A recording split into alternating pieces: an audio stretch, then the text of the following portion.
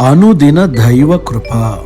రాబో దినములలో యాకోబు వేరుపారును, ఇశ్రాయేలు చిగిర్చిపోయును, వారు భూలోకమును ఫలభరితముగా చేయుదురు. రాబోవు కాలము అందరికీ అదో పెద్ద ఆలోచన, దిగులు, గుండెలో గుబులు. రేపు ఏం కాబోతుంది, నా భవిష్యత్తు, నా పిల్లల భవిష్యత్తు అన్న బాధ రంది మన మనసులలో ఉంటుంది.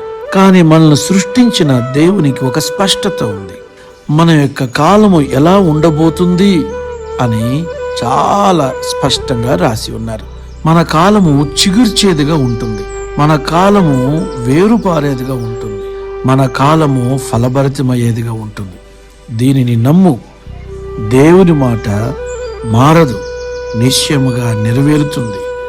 లోకము వైపు మన ఆలోచన కాకుండా దేవుని మాట వైపు మన విశ్వాసాన్ని ఉంచుదాం. దైవాశీర్వాదం పొంది రేపటిని గురించి చింతమాని నేటిని గురించి ప్రభుని స్తుతించు. రేపటి గురించి గొప్ప నిరీక్షణ కలిగి ఉండు.